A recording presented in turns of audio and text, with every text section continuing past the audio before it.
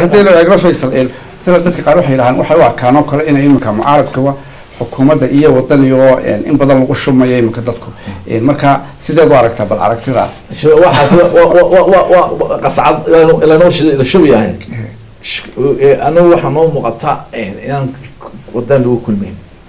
wadan inaan lagu urdeyn shakhsi u tii kara laakiin marka eegtay maalinta intuu mudaharaadka ka hadayay afarta boqol ciidan kala geliyo waxa isla dhulkaas soo cidka soo biiriyo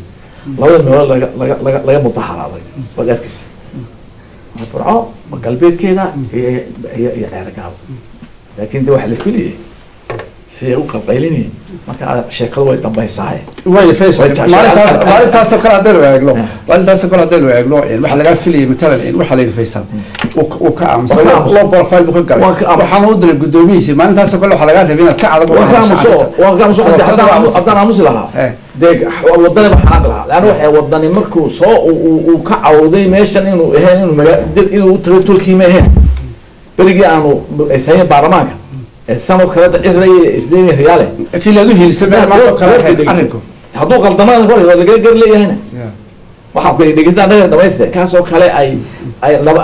رئيس قبصدين مكان سايو رئيس قبصدين رياله ده وضنيو قعد بقى وهيلينسي أنتوا بيش السديد دي حراي مكان ساي بعرماكي ويلي شنو تماكي فرنتها شنو تماكي فرنتها شنو تدور ميكسو مهنا تشنو on basarxuman aan ka hay wada sheegno direenkoodii buu tigi oo wixii sabtidaan ay saarayaan impeachment soo kaco dhulka rooga wiil marka ma waxaan raacaa mata miyla tashaniga hadduu intuu la tashado igala bixi lahaa sida maalinta hore kullu wada tashanni laakiin hadduu door binayna Turkiga soo kiciyo haddana way oran wada ka daa Turkiga baska xisaabaan lanaha isaga gartan saar la marka waxaan jeclaaday inaan ka odayo وانا كودي حاولات كودي وحن كودي دين كوميشن اللي سي دايو حيل اللي سي دايو ودا حيل لبدو برامج دحيسنا ايوه دمايستان لكن انا هوستيج او نقولن لبدا اخيم ان كو هيو تين وين نقطه way marka Faysal laba question labadiina xisbi mucaarad sidii aad hore u sheegtay matala kulmiye iyo marka haydeen